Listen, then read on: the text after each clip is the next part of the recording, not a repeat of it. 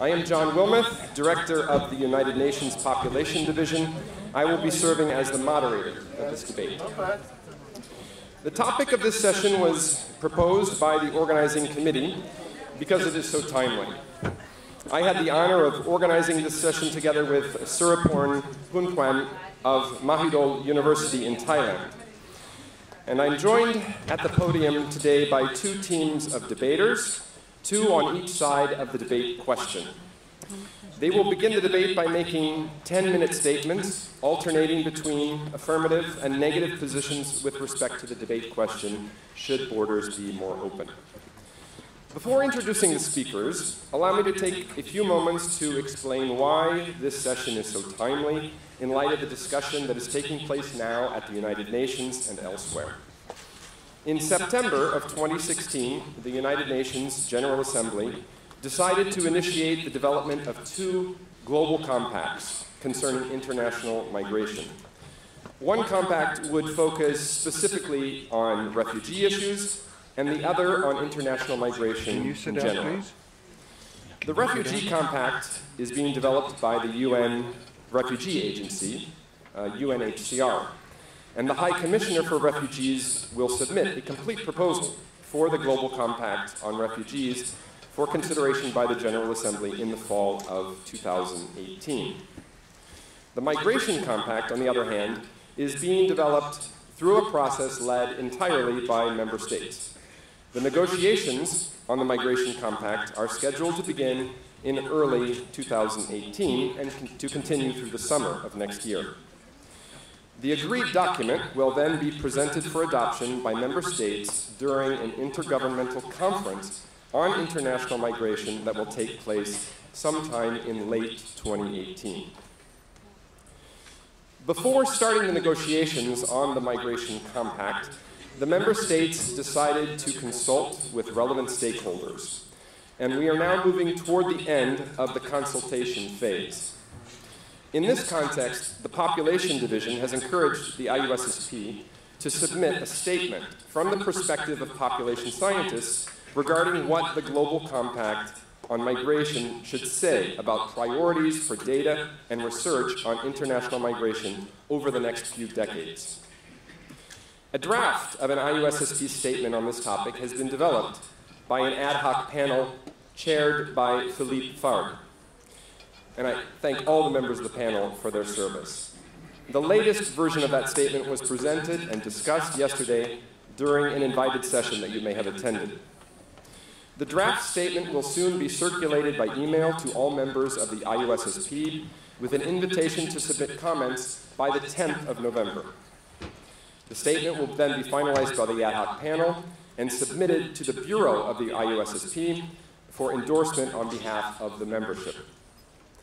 After that, the statement will be forwarded to the member states of the United Nations for their consideration during the negotiations on the Global Compact next year. The Secretary General of the United Nations has appointed a special representative, Ms. Louise Arbour of Canada, to lead the contributions to the Global Compact process by the United Nations system and to serve as Secretary General of the conference in 2018. Ms. Arbour, as some of you may know, has served formerly as the United Nations High Commissioner for Human Rights, as a Justice of the Supreme Court of Canada, and as the Chief Prosecutor in the Tribunal on the former Yugoslavia and on Rwanda. Ms. Arbour prepared a video message to the membership of the IUSSP regarding the contribution that this organization could make to the Global Compact process. I would like to share that video message with you now before starting the debate. If we're ready with the video message, again, this is the special representative of the Secretary General for International Migration, Ms. Louise Arbour.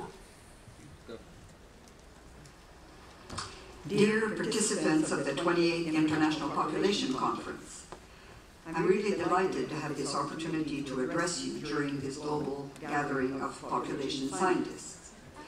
For the United Nations, this conference could not have come at a more timely or judicious moment. In September of last year, the General Assembly decided to take on one of the great challenges of our time, the governance of international migration. It has decided to hold an in-person Intergovernmental Conference on International Migration in the fall of next year, where member states will adopt a global compact for safe, orderly, and regular migration. This compact will cover international migration in all its dimensions. It will provide guidance towards well-managed migration policies, which will benefit the international community as a whole, countries of origin, countries of destinations, and of course, migrants themselves. In my view, the Global Compact, to be successful, should be based on three broad principles. First and foremost, it should be people-centered. The Global Compact should be alive to the rights, the needs, and vulnerabilities and competences of all people, migrants, including women migrants, the people they leave behind, and their new host communities. Second, the Compact should be viewed essentially as an agreement to cooperate. Successful implementation of agreed commitments in the Compact will depend on the willingness of states to enhance cooperation, not only between themselves, but also in partnership with other stakeholders, including academia and the scientific community. Third, the Global Compact must be forward-looking and grounded in reality. It must address migration in a comprehensive way, considering the variety of factors that will continue to drive and, frankly, most likely increase migration in the future. Such factors include, of course, changes in population structures, the effects of climate change, changes in the nature of work, as well as the numerous regional specificities that affect human mobility. Needless to say, I count on your support to ensure that migration policies are grounded in accurate facts and scientifically sound analysis. Member states have identified the need for reliable data on migration as a key priority for the Global Compact.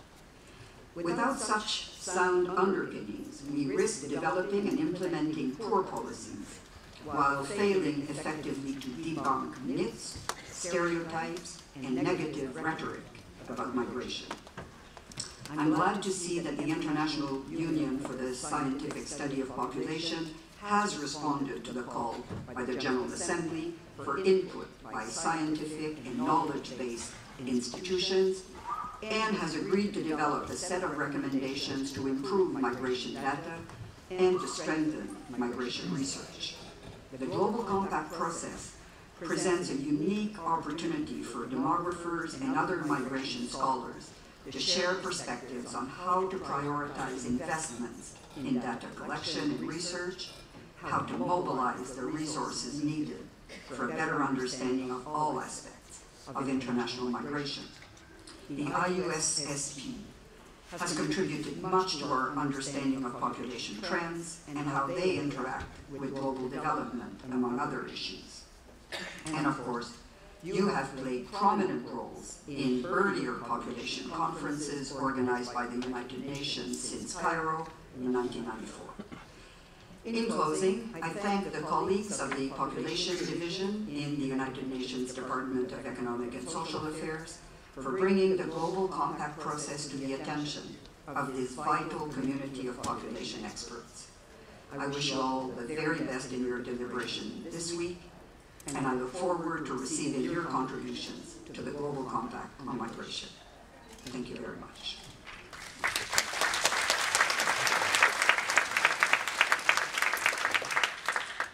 Now, with that background in mind, let us turn our attention to the debate question concerning international migration in the 21st century. Should borders be more open?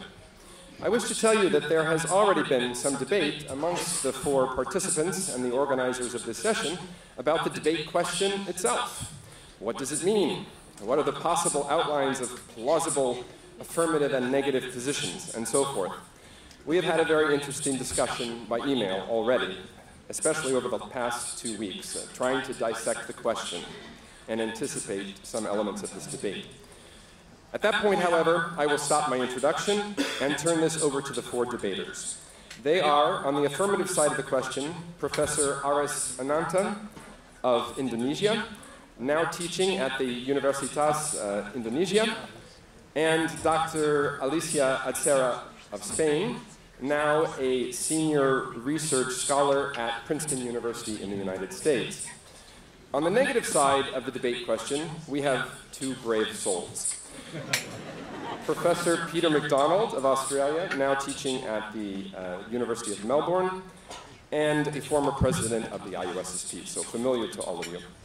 As well as Dr. Blessing Mberu of Nigeria, now working as a researcher at the African Population and Health Research Center in Nairobi.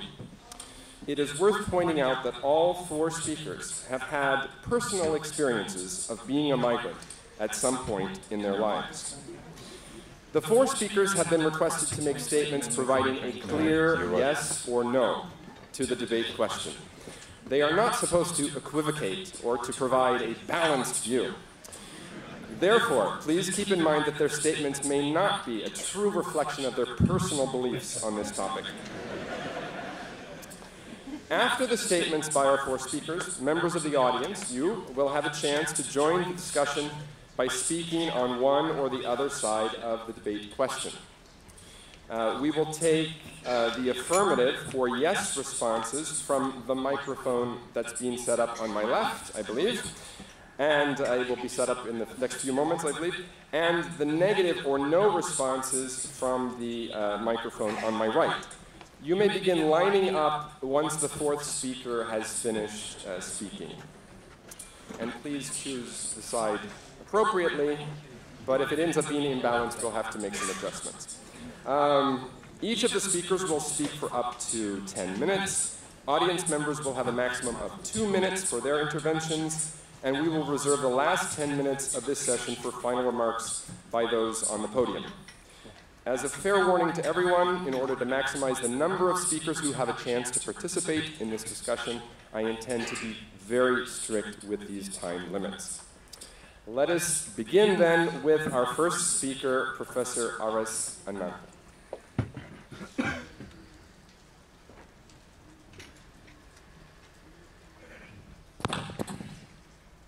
Thank you very much. My job is to provoke you to have a lively debate. So I will start with something that you may not like it. The title of the debate is that, should the border be more open? I say, well, the borders have been opening and it will get wider and wider. So no need for question.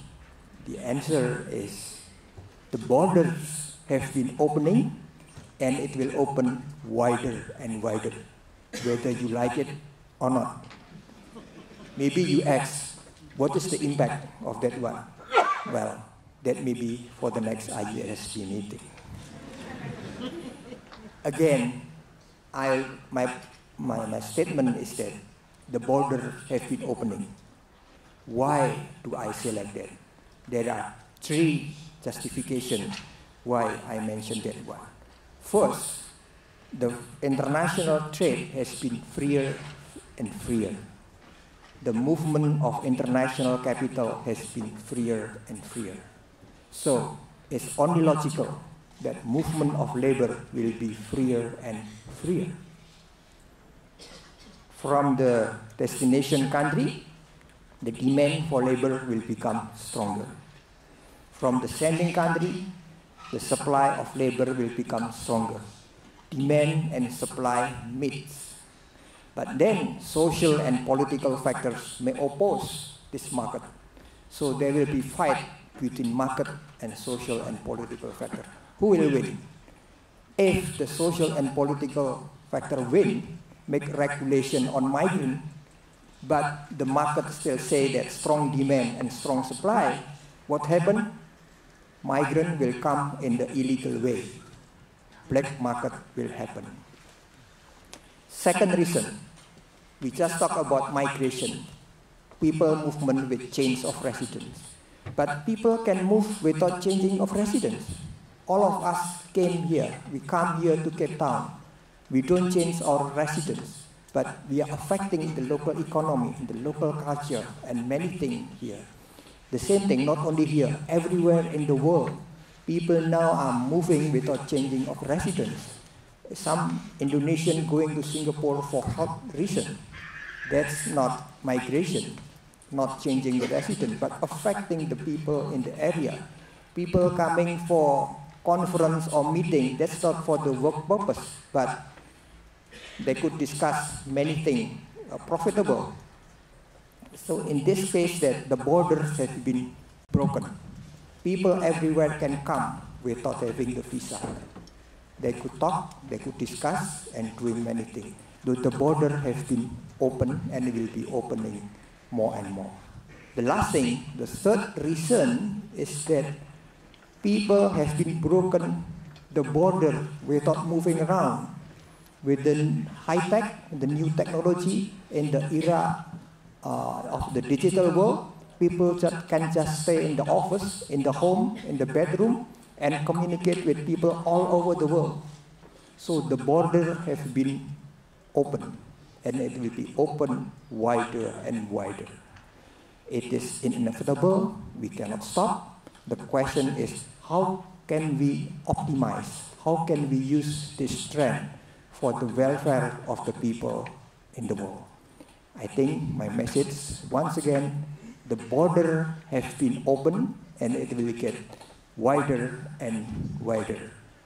Thank you very much.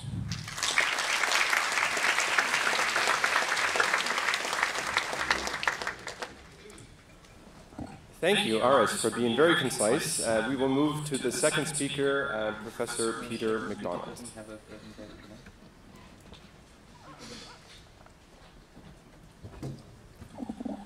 I'd begin by saying that Aris and I are old friends, and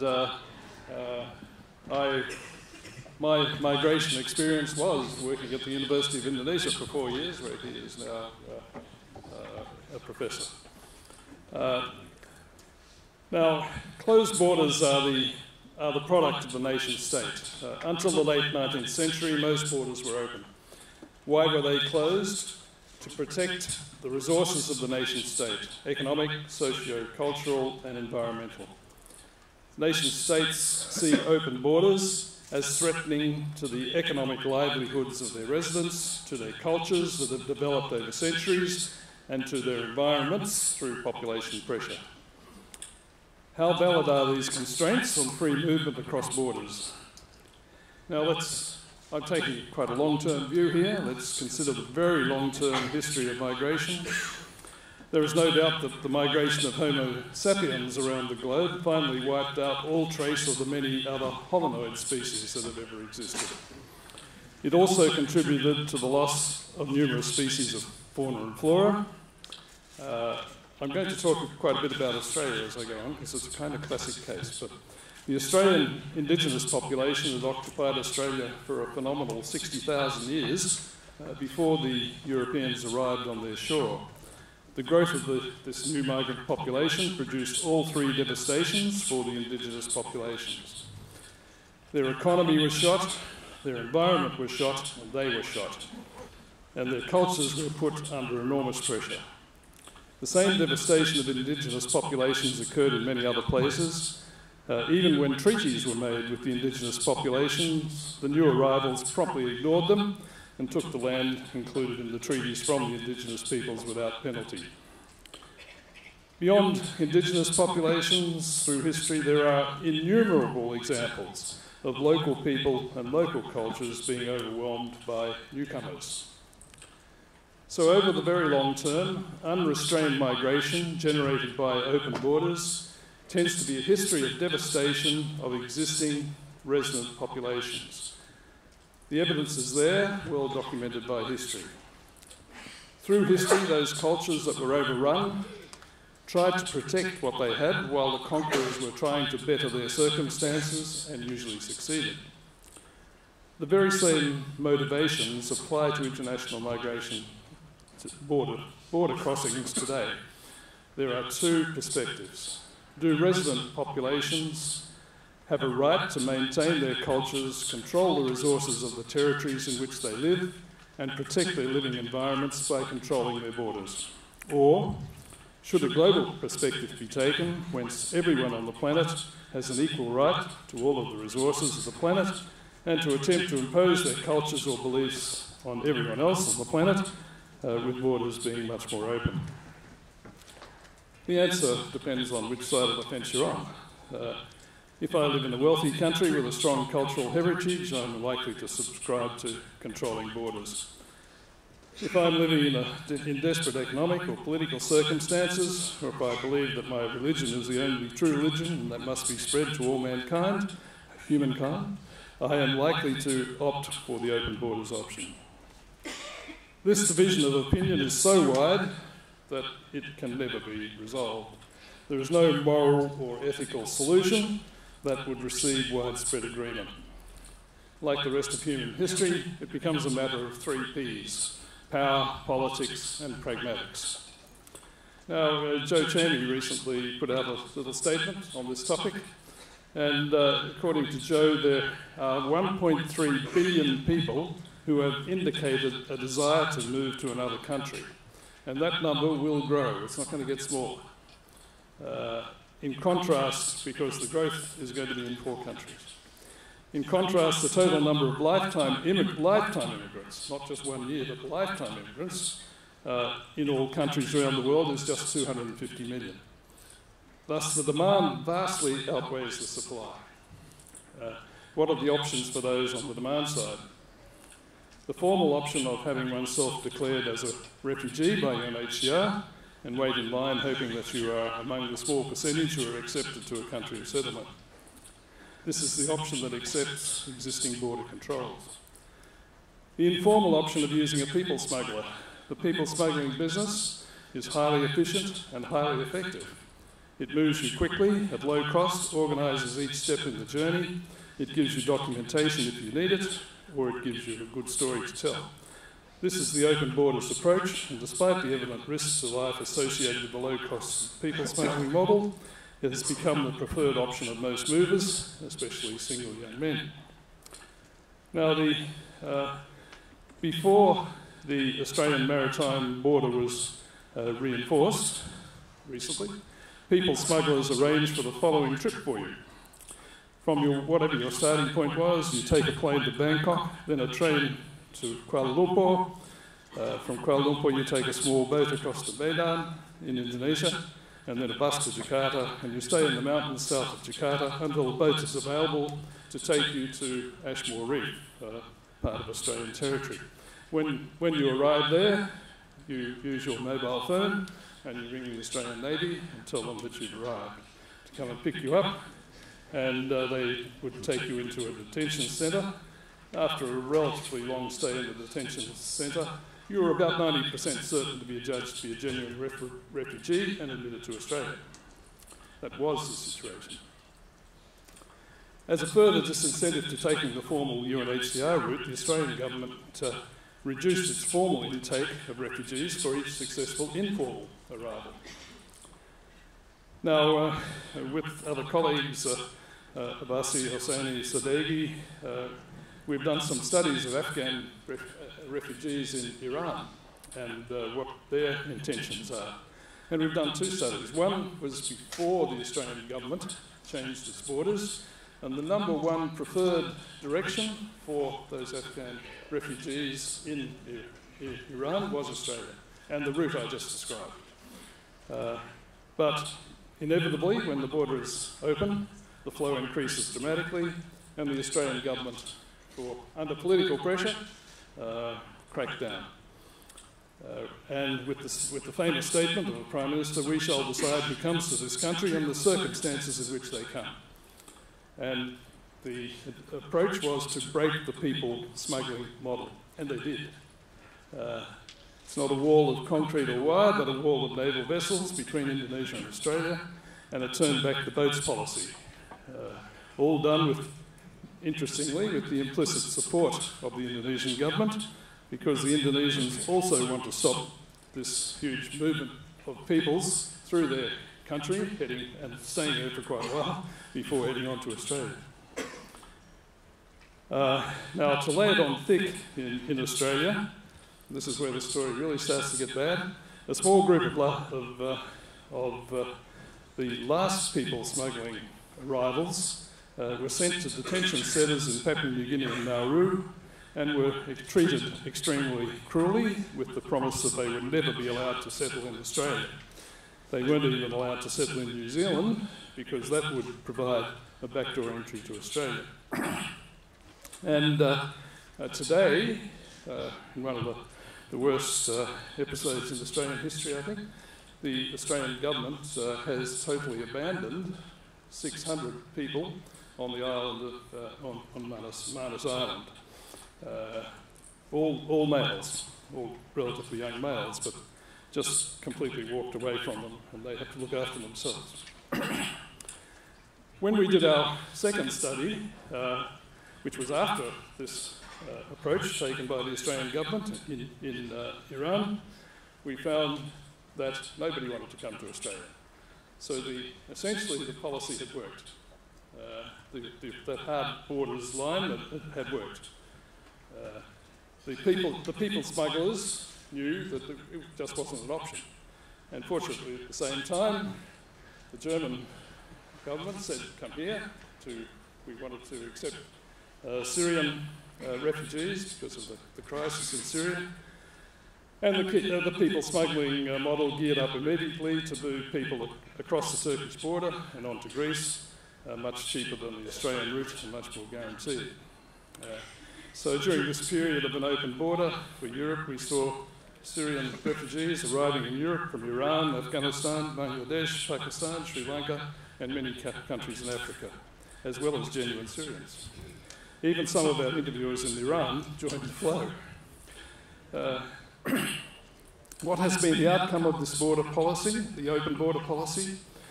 Cheney says there were 15 border walls around the world in 2000, now there are 70. Across Europe, the political ramifications have been huge. Brexit, vast increases in votes for extreme right-wing parties, and we have Donald Trump. Whether we like it or not, the political majority in wealthy countries wants borders that are highly controlled. Now, here's an important point. It's important to point out that closed borders do not necessarily imply fewer immigrants. And the Australian case is a perfect example. After the border was slammed shut, the Australian government doubled the migration intake from around 100,000 a year to 200,000. And in the last 12 months, Australia has received some 20,000 Syrian refugees through the formal pathway, as large as the highest year of informal boat arrivals. There's been no opposition, nothing about the arrival of these Syrian refugees, totally accepted by the Australian public. So my conclusion then is that closed borders allow governments to run orderly migration programs that in the long run are in the interests of both the migrants and the resident populations. In contrast, open borders are a formula for chaos that doesn't help anyone other than the people smugglers.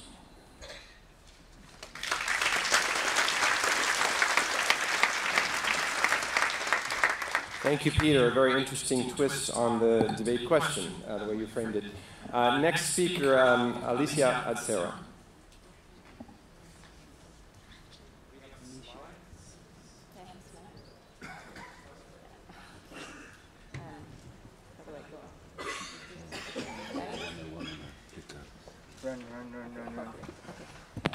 Okay, so as you heard already, we had a debate already via email. Mostly the debate was focused on the word more. So we all agreed should borders be open. The question was this more. And nobody wanted to be in the more side on yes or no. Oh. So what I'm going to do in this slide is basically go a little bit after what the two first speakers have done. In showing us that there's really this willingness to move and that somehow borders are already open and we should expect people to move.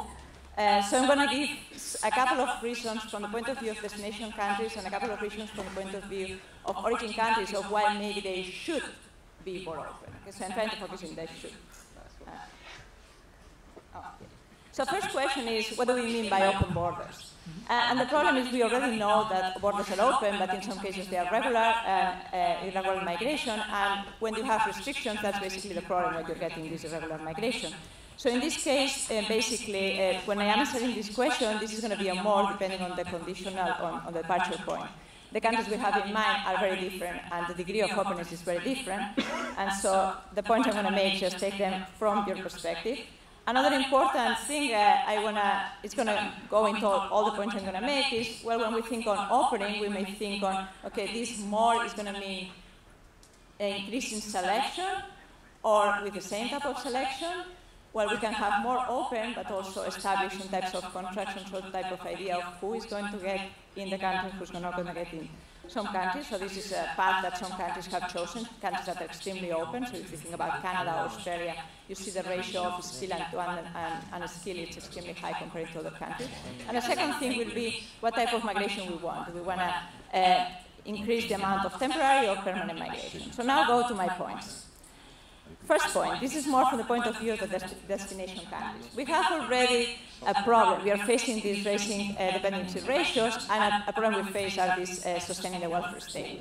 This is this interesting pyramid in Spain already, 2008, and the darker part of the pyramid is the migrant. So the first thing you can see is that, we really, if you want to sustain welfare states in developed countries, migrants are a possibility, but not necessarily completely a solution at the current levels.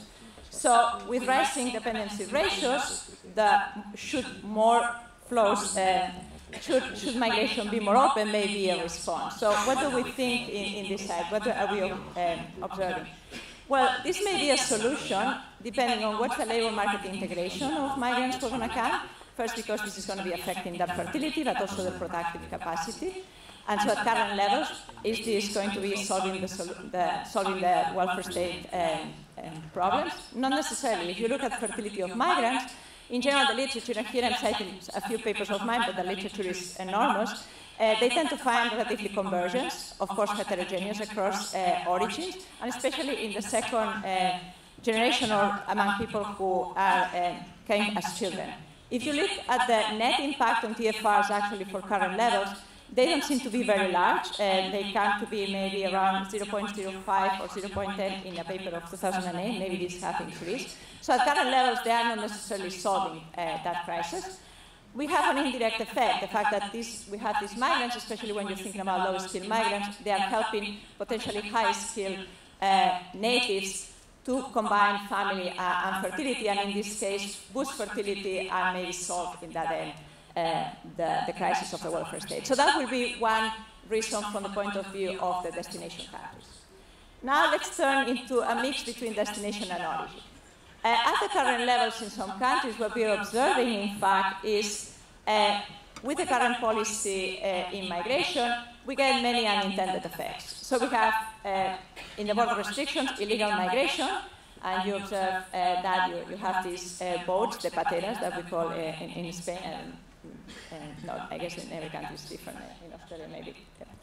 And in Mexico, the problem is related to the people who cross the river, cross the border. And we have all this debate coming in the election that has been a very popular tool by Trump, and saying we are going to make this gate, we're going to make this wall in the border. Well, what's the problem with that? The problem with these current restrictions, in fact, what they create is generate more smuggling and more irregular migration. So when you really look at, for example, work by my colleague at OPR, Dan Massey, what he has shown clearly when you look at the policies between Mexico and the US, the times when the restrictions have been the highest are the times when the irregular migration has grown the most. So if you want to try to solve that and think more in the integration of those migrants, maybe we should rethink about the current immigration policy and think about more open borders. That would be a possibility, maybe going back into thinking, boosting the temporary migration policies. And then maybe adjusting, and that will be, of course, depending on the departure point of each country, adjusting, for example, to seasonal work with special guest workers.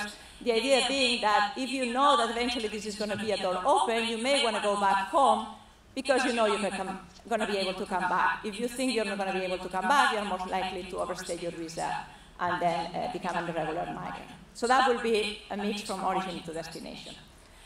Another point will be justice and human rights. And I think this is crucial. We have to think about what's going on around the world. We know there's climate change. Of course, there's climate change, which is going to be impacting our environmental hazards to destinations, but we also have coming grave problems in some of the traditional origins of climate change and displacing of population.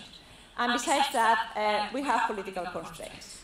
So in studies done on how important are wars and political violence in fostering migration flows, they're extremely important. They are important not only fostering flows for refugees to developed countries, but also something that in many cases we ignore, which is that 50% of the flows are really south to south. And they are creating these huge pockets of refugees in many countries, millions of people who actually they don't have basic human rights.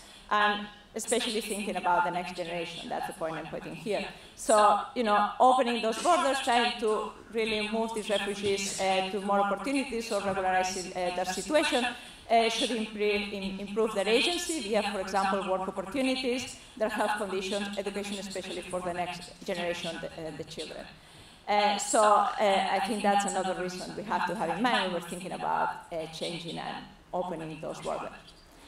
Impact on the labor market and growth in destinations. Now we go back to the destination. The debate is very large in this case, and as an economist by training, I can tell you that people kill each other about the impact on local wages. This is not a settled issue. It's going to, of course, depend on the production function you have in mind. How do you think the skills of natives and migrants are complementary or not? And most importantly, whether you think that capital is going to react to the mobility of capital, of labor. So that's going to make a big difference. But overall, the debate may be saying that in many cases, especially for the high skill, there's a positive impact, and also a relatively positive impact on growth, particularly if capital is going to be reactive. In some studies I've been doing, trying to debate this idea that people move to places only because they want to get their benefits, some of this welfare magnet story, I've actually found, looking at differences in types of benefits and on types of rights, so looking at whether people have access to private jobs or people have access to contributory or non-contributory benefits, that in fact access to private jobs is one of the main drivers. So people really want to go to work, and people want to have the ability to really fulfill their potential. So I think this is really good news in sense of growth, and that's another reason to give an opportunity to these people and think, well, let's open the borders, but let's make them in a way that basically the way we open are fostering these people who want to try to have the rights for private employment. Of course, this comes also with this idea that depending on the speed, and maybe that I would say at the beginning, qualifying some of the more positive statements on how do we support that for basically integrating and thinking about the speed and threatening potentially, some people would say, healthy culture in the destination by orientation or language programs. Innovation and fiscal impacts, all the news seem to be good. Most of the patents in the US come from immigrants, so maybe that's an idea. Let's open, but let's think about selection, so we can open that. But of course, that will go against some of the other points I made. And fiscal impacts, when you're thinking about young workers, they tend to be positive. Entrepreneurship, migrants tend to be more entrepreneurial. This is data from the US. So you compare to natives, entrepreneurship rates are higher. So they tend to send people who arrive and are creative. So that should also foster growth. And so that's another good argument to opening borders. And in terms of trade, they may boost trade for two reasons. On one hand, they may boost trade because their own demands. So basically what's going on is they're arriving and they still miss those goodies and those cookies and those things that they were at home. So that part is fostering trade. And maybe they get contagious. They set up this ethnic restaurant and people really love those cookies. So even the trade increases. But on the other end, the most important thing is this idea that we have knowledge of these migrants, the networks, their social capital that should be really something that is an opportunity. On the other end, now looking more on the origin again, remittances and development. So when we're thinking about these flows and this opening, we know that remittances are key for development in poor countries.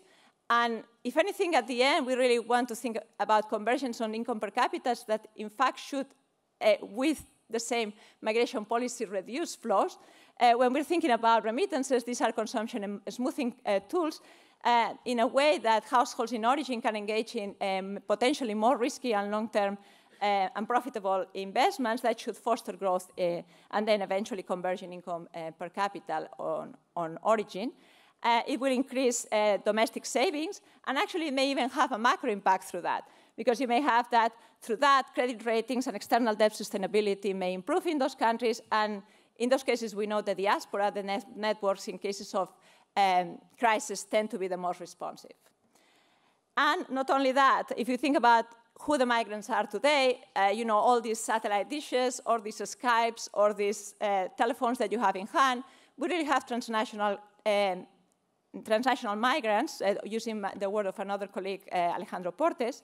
So what does it mean? In fact, not only through economic gains and remittances, but also through information, we are really getting convergence. So we're getting access to information via the skills learned by migrants, some of them returning. We get conversions potentially in fertility. The results are mixed, but some people have found some information pouring through migrants and then conversions in fertility. We may have conversions in GDP per capita. And we are, most importantly, and this is something that's really very close to my heart, we have conversions in social norms, especially in terms of gender roles and opportunities for women. And finally, we have conversions in democratic values. And that should improve in sense of putting pressure on authoritarian regimes, and as a result, improving conditions in the origin and potentially lowering migration flows in the long run by having more democratic conditions in origin. So summing up, should borders be more open? Yes. Should this imply larger migration flows? Maybe, or maybe not in the long run if some of these conditions hold. Thank you.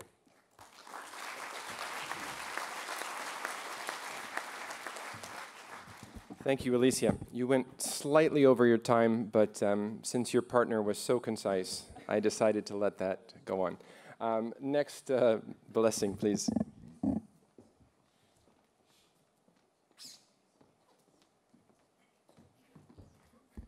Thank you. Thank you, opponents and my colleague. Thanks, everyone, for coming. I oppose that borders should be more open. And my first question is, how is the current open border regime working? We already have open borders, but how is it working? There may be many answers to that, but my observation is almost like the case of the glass is either half empty or half full. And in terms of the current regime, the glass is half full for the powerful, for the elites, and half empty for the powerless, for the poor, for the vulnerable.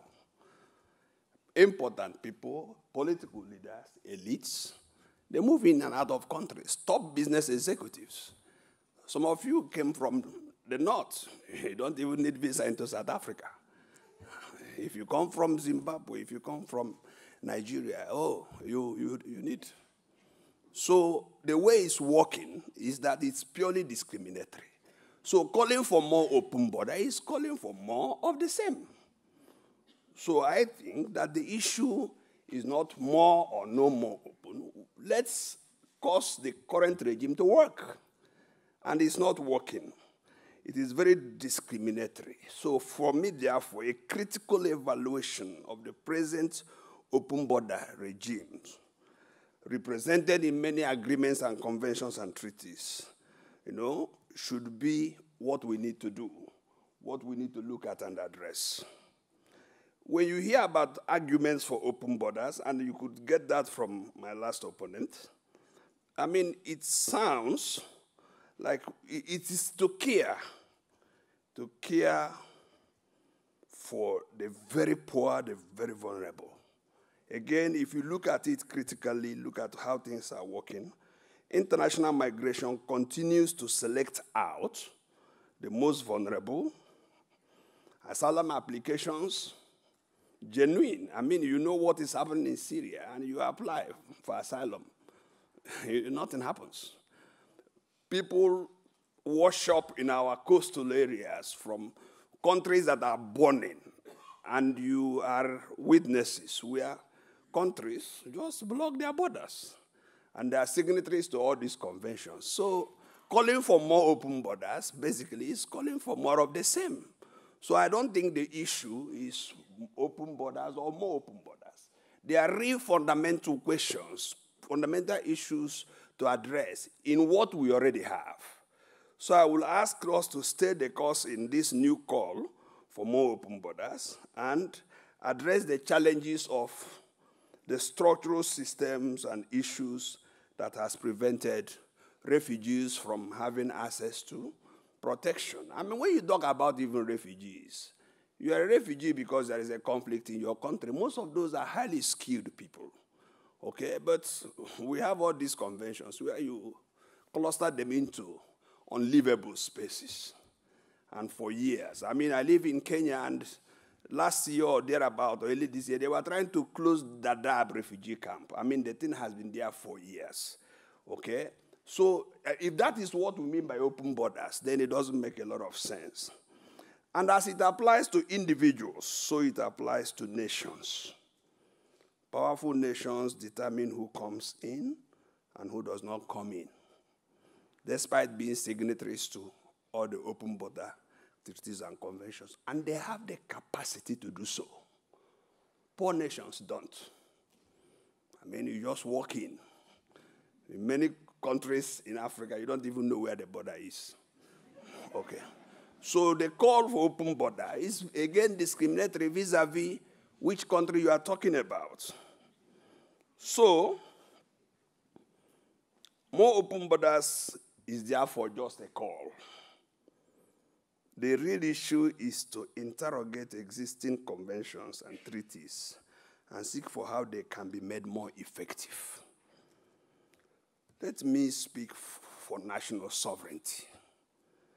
And history tells us that modern nation states have always practiced close borders in some way or the other, because that is the way to protect their national sovereignty. And you hear about protecting the territorial integrity of the nation. I mean, that's the basis of the modern nation states. Leaders pledge to protect the territorial integrity of their countries. So, close borders seem natural. And negotiation of interests have been the practice since most known history, and even in modern times through visa restrictions and so on. I mean, Donald Trump has become the poster. If you want to criticize any leader, if you have not criticized Donald Trump, you've not started. But we were witnesses. I lived in the States. This man campaigned to his people. He told them what he will do, including this wall, because drugs and a lot of things flow in through Mexican border. He told the people, if you vote for me, this is what I will do. I wish African leaders and leaders of poor countries actually make pledges during elections and fulfill it.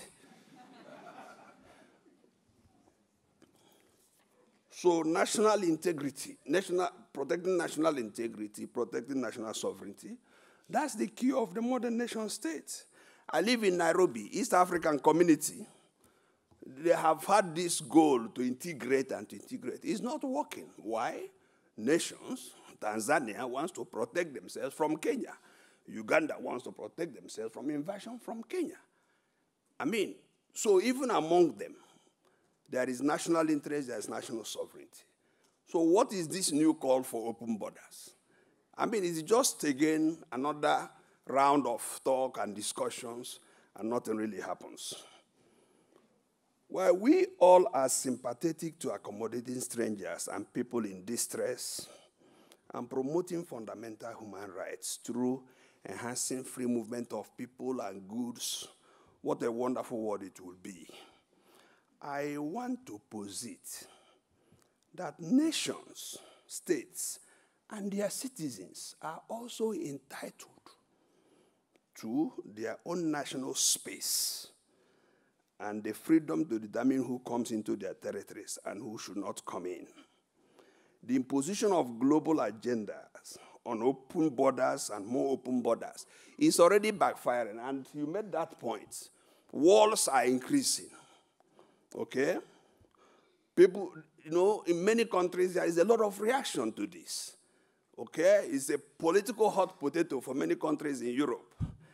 Angela Merkel is very lucky she survived. Okay? But you could see what has happened. The political configuration in Germany has changed. The right wing has come in. So some of these calls, creates these reactions. So I think that recognizing individuality of nations and peoples and seeking for negotiated relationships will be a win-win for everyone and will assuage those who are having a sense of invasion from other regions. Let me speak for Africa and perhaps countries of the global south.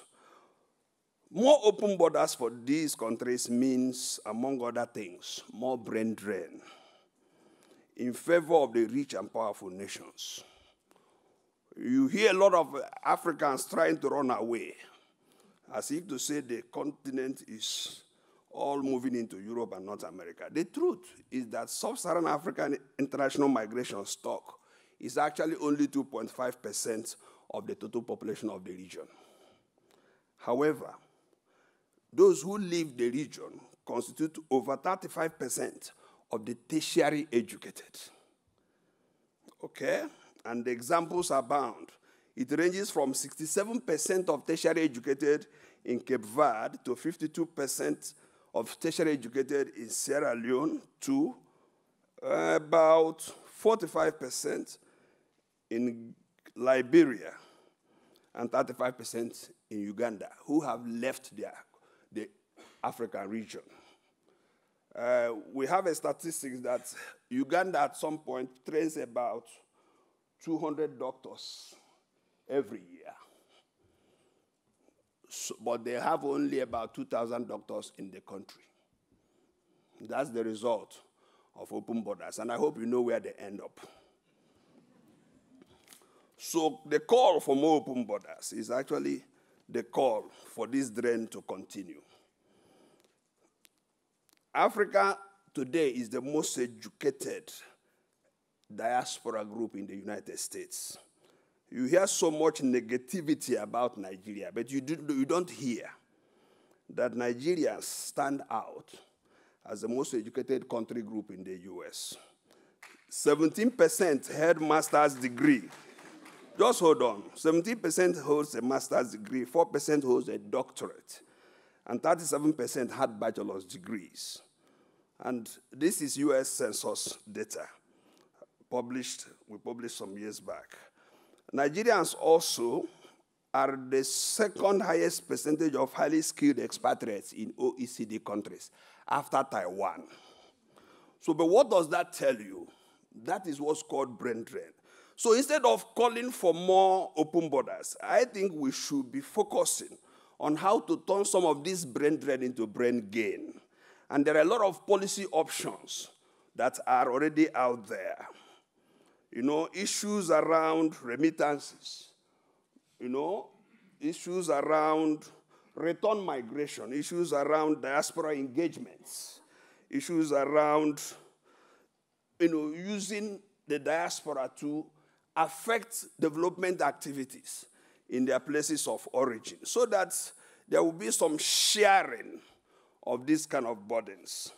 Again, there are policies, direction in that area. But I think that's, for me, what we should be more focusing about than calling for more open borders. Because as it is working now, open border is basically draining the resources that are really scarce in many of these poor countries. Open borders, or even more open borders, also favor pull factors for international migration. So we need rather maintain the status quo.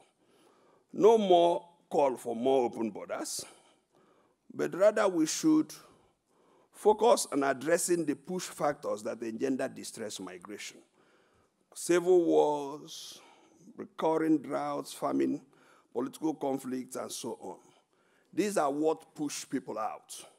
And what has become interesting is that we think that the solution is to open the border. And it is happening across the world. Leaders neglect the perpetrators of some of these conflicts. I mean, we are still debating whether the president of Syria will remain in power or not. And millions are displaced. Nobody is really addressing the issue.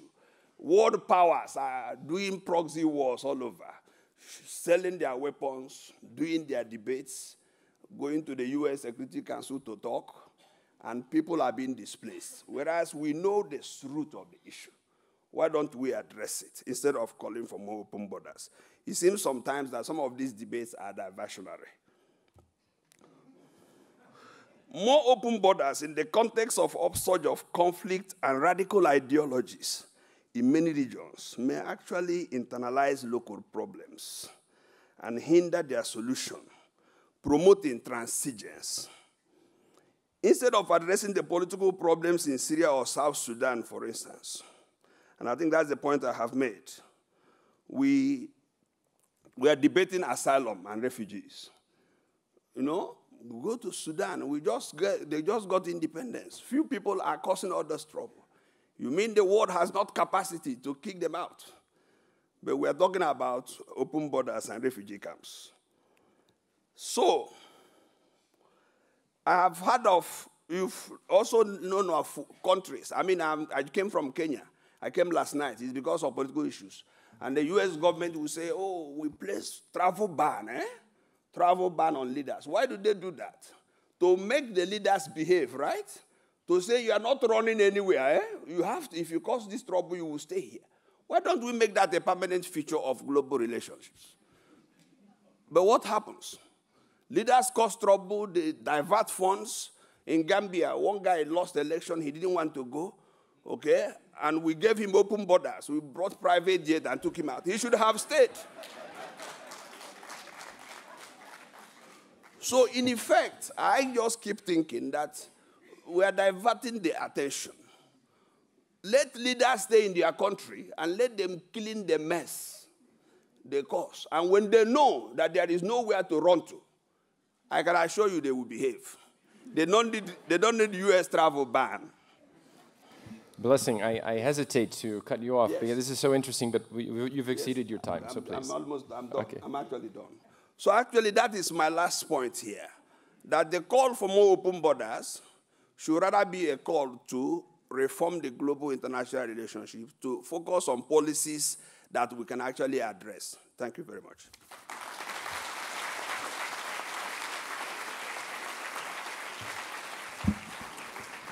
Thank you. And I see that we do have the two microphones set up on both sides, more in the middle. I want to change the ground rules here because I realize the logistics of crossing from one side to the other are not good. So let's just say that you line up on whichever side is more convenient, and we will just go back and forth, and then you can state your position, whether you're on the yes or the no side of the question or somewhere in between. So let's begin. Do I have anyone here? Looks like some brave soul. Stan has stepped to the microphone, please. 2 minutes. Okay, Stan Becker, USA. As Peter McDonald noted, borders were open for millennia. In my country, USA, we do not believe that there should be discrimination against people because of their race, their sex, their religious affiliation, their sexual orientation, and so on. Normally, people do not choose their race or sex. So how can we justify discriminating against people according to where they happen to be born, which they did not choose? Thus, it would seem that the ideal would be open borders, like the European Union has tried, at least for its internal borders. Of course, the ideal can only happen once world population is stabilized or reduced and economic development has happened. But let us keep that ideal of open borders in our hearts and minds. I say hearts because the Christian and Jewish traditions, at least, have a religious text which says to welcome the stranger. Thank you.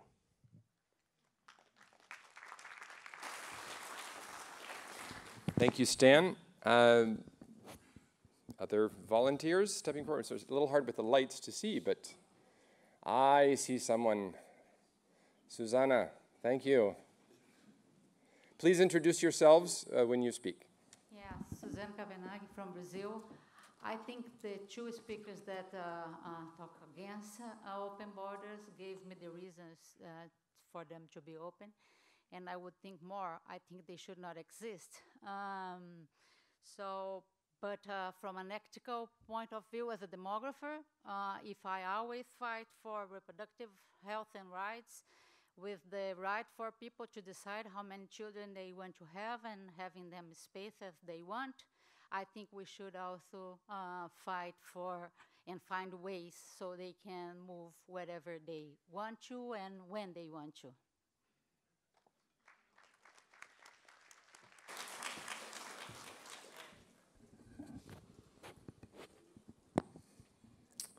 I see not a lot of takers out there.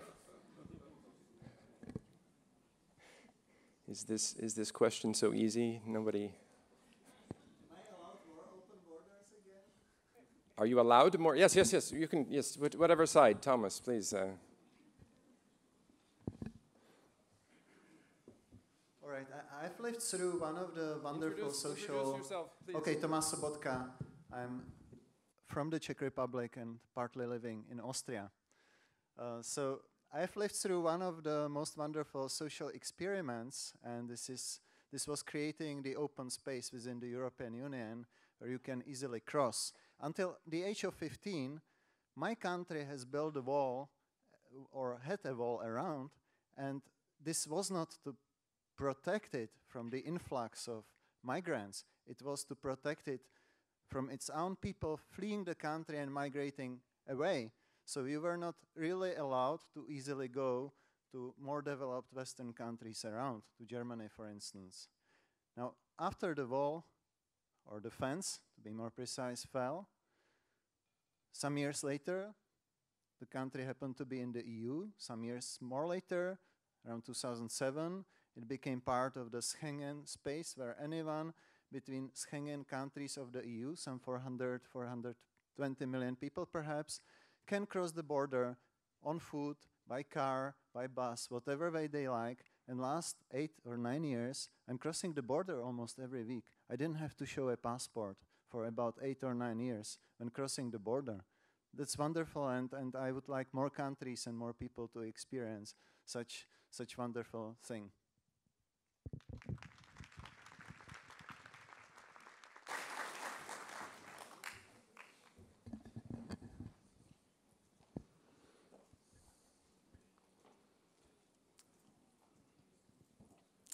I'm sorry, I can't see who this is, but please introduce yourself. I'm Nyovan Madese. I wanted to say that Blessings has given me some ideas, and I would like to oppose him. And the reason why I'm saying that, and I think I agree with Alicia, that open borders will actually prevent the brain drain, because people will be able to go backwards and forwards without, necessarily leaving their countries. I feel that the African countries also need to open their own borders for their own natives who have migrated and then they're refused dual citizenship, for example. And I think that's a problem as well that actually makes it harder for people to come back to Africa and to contribute. So that's a sort of like a barrier as well. It's a closed border against your own people of origin. I would like to say also that I'm a migrant. I live in the UK, and I just feel that the world doesn't belong to anybody. Nobody actually can claim to be a native of any place. We all have sort of like descendants of migrants, and people need to actually have the freedom to set up and contribute to the societies that have been in, that defend themselves in, without necessarily having to worry about being persecuted or being asked to leave.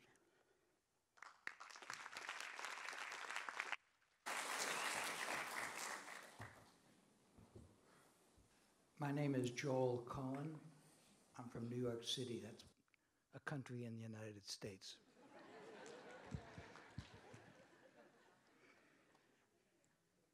I would like to introduce a few facts and ask the distinguished panelists to address the consequences of these facts. The Gallup poll conducts sample surveys of adults around the world. And in a recent series, approximately 2010 to 2013, they estimated that 650 million people would like to leave their country of birth. That's about 1 in 10. And they ranked the countries by the number of people who wanted to move to them. For the United States, with a population of approximately 300 million, the number of people who wanted to move to the United States was 150 million. The number of people who wanted to move to the UK exceeded the population of the UK. The number of people who wanted to move to Saudi Arabia exceeded the population of Saudi Arabia. I don't remember all the other statistics, but there were about 8 to 10 countries that would be substantially transformed by a movement to them of all the people who wanted to go there. How should this issue be addressed, please?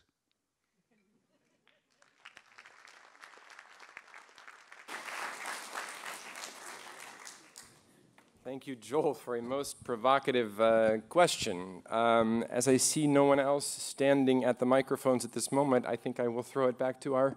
Is there? I'm sorry, did I not? Yeah, somebody's moving that way.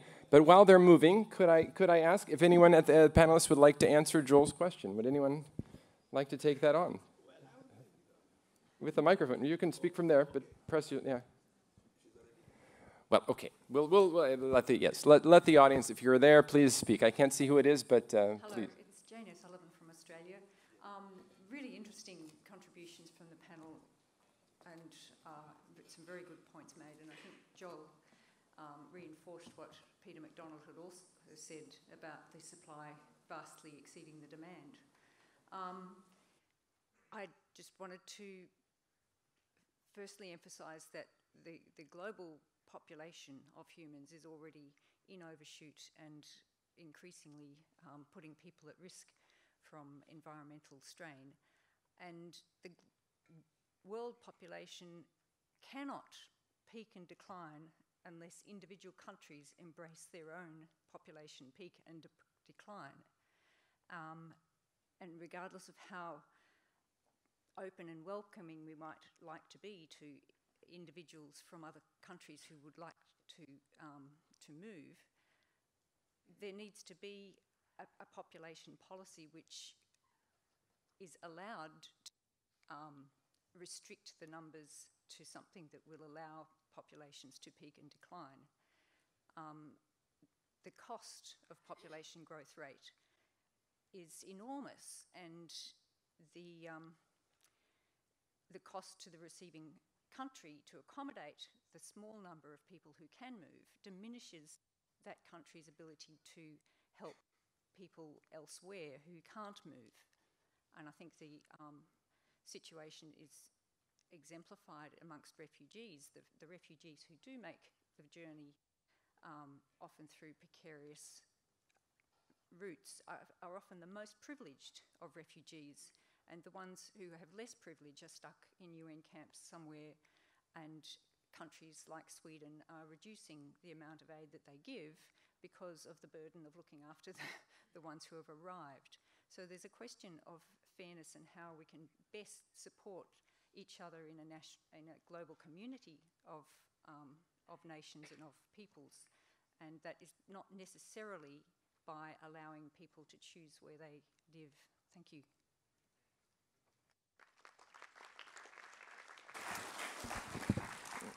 Some very thoughtful interventions. I see another person. Is this Nicola? Okay, please. So I just wanted to go back to demography and not too much in politics. I think migration is politics mainly. But according to what she said, could we, because growth rate and African, sub-Saharan African growth rate is very big penalty for the world. I mean, it's not normal that now, I've been teaching at APHRC for years in Cameroon, so I know that the high fertility makes a high growth rate, and population cannot be educated when you have a 3% growth rate because of the class, the dimension of the people learning to read are too numerous. So could it be possible to have a penalty for migration, something like that? You have a certain post. I am provocative. But if you are in a country with the growth rate is too high, you have a penalty to migrate, something like that. Because the thing is not, if you were in a world where after transition, all the growth rate is stationary, so we could play an equal game. So it's like in marriage market, if you have equal numbers of men and women who are fighting together to find a good spouses. But when you have 30% or more female, for example, like it was for AIDS, because of the growth rate and the age gap between men and women, then you cannot play a loyal game. Women cannot find some union, monogamous union. So I want to ask this question. We are not in after transition. We have this the penalty of the high growth rate of Africa, and why in order to force them to lower the fertility, or not to force, but you could lower the fertility by giving some penalty. I don't. It is provocative. I agree, but you ask for us for that kind of thing.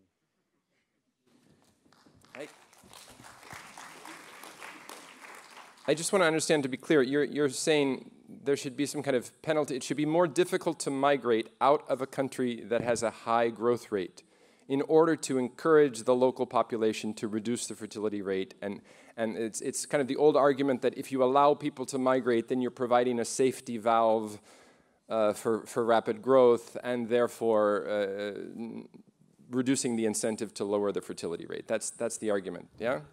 Okay, that should provoke some responses. I'm anticipating. Hello, my name is Philippe Bocquier. So I'll just start with one fact. First, internal migrations are 60 times higher than international migration. All right, 60 times higher. So I think that migration is a human right issue and not a demographic or an economic issue.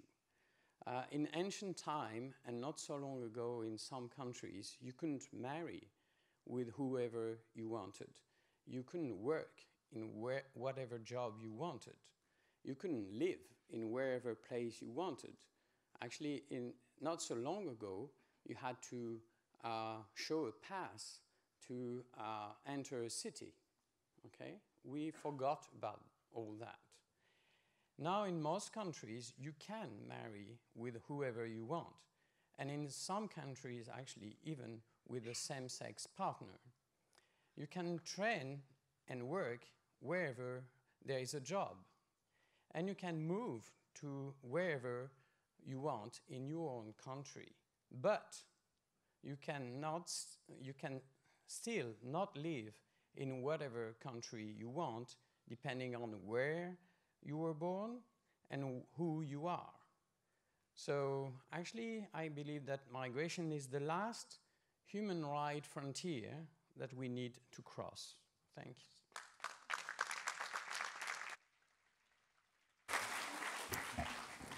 Thank you. We are coming toward the end of our time, and so since I see no more speakers, I think I'm going to bring it back up here to the podium and allow our speakers to make final statements, and by tradition we'll go in the opposite order of what we did with the opening statement. So, Blessing, please. 2 minutes, okay? Thank you very much. Thank you very much. I mean, I think it seems that we are losing the context here. There is already open border. The debate is about more open border. So those arguing for not arguing against more open border are not saying there is no open border. There is already open border. And that's why I started with the question of how is that working already? That there are a lot of opportunities there to address all the issues we are raising if we are really looking at them and implementing them. So the question is not about open border, but more open border. You saw the debate. I think we need to put that in context. Nobody mentioned the barrier due to dual citizenship. So that would be a call for citizenship reform, not more open border. And Joel, thanks for your question.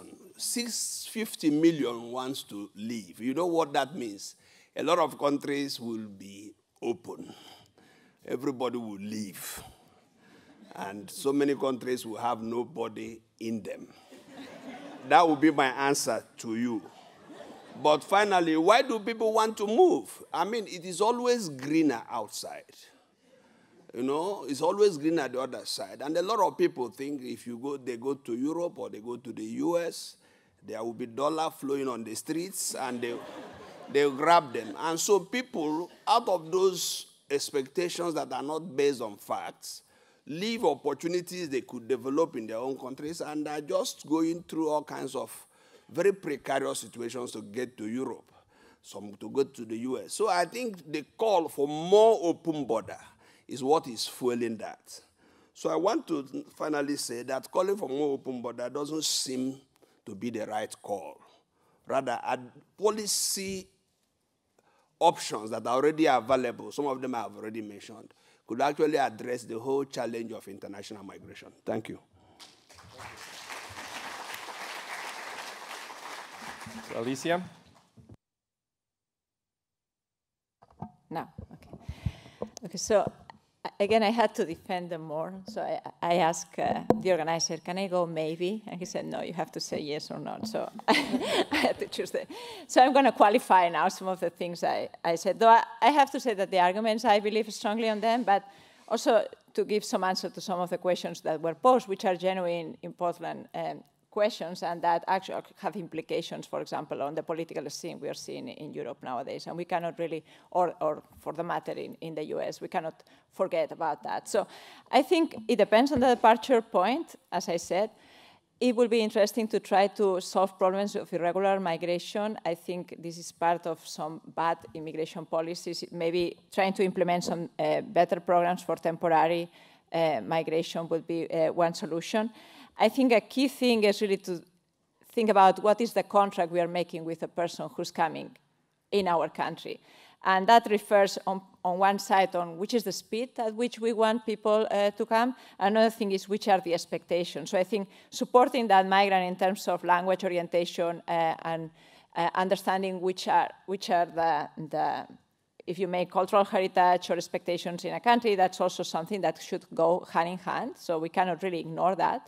Otherwise, we're going to see somehow some of this backlash from the native population. It's this threat to national sovereignty. I completely understand that. And if you really see that, that's precisely you're thinking, for example, on what's going on now in Austria. Even the conservative party is really trying to tailor and get this constituency even more in a radical way.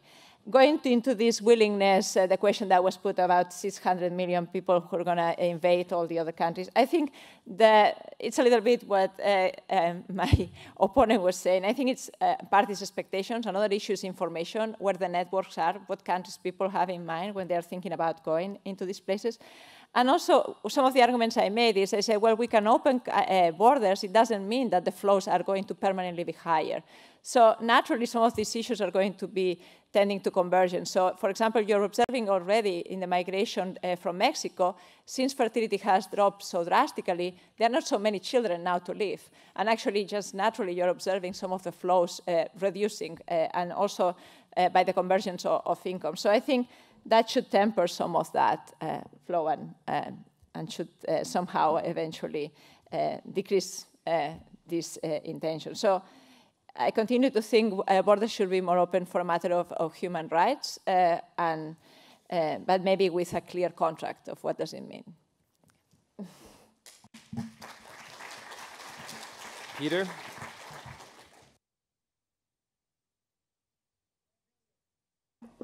From a philosophical point of view, open borders has strong moral appeal. But in reality, it's completely and utterly improbable. And the reason is the tribal nature of humankind, which has been there from the beginning. Tribes protect what they have. And we still have a tribal society today. The tribes now are the nation states. They will be protecting what they have. So open borders is totally and utterly improbable. If you were to have open borders, I don't agree with the movement's going to be small. The people smuggling industry is extremely good. The people smugglers move people very fast, very efficiently, at a low cost. And it's the people who can afford to do it, of course, as the point you're making, who go. So in that circumstance, if you had open borders, you would have chaos. I think that we need to be looking, I made the distinction between open borders and migration. And I think that's a very important distinction. So you can have more migration, and in Australia it's been politically successful to have a closed border to justify the formal migration program. The government believes that, the people believe it. Not all the people.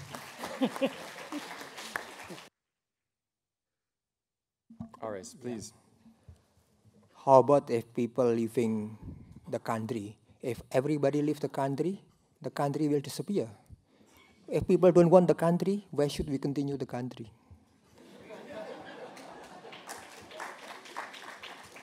But I don't think we should worry that people who said that they want to leave the country, they will really leave the country, because moving is expensive.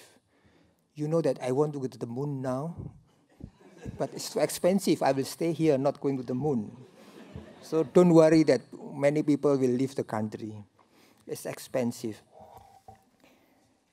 My point is that we should talk non-permanent mobility. We only talk about migration, migration, and migration. But people move also, moving without changing the residence. And it has a lot of social, economic, and political implication, the same as the impact of migration.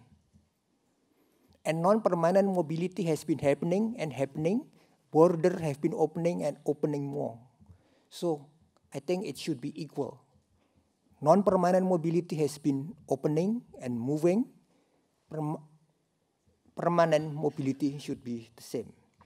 The last one is that borders have been opening and will be opening more and more, and demographers should study more about non-permanent mobility. So far, demographers focus on migration. Hopefully, in the next IUSP meeting, we'll have more topic on non-permanent migration policy. And we have to change our mind rather than thinking open or close, but accept the fact that it is opening and what we should do. Thank you very much.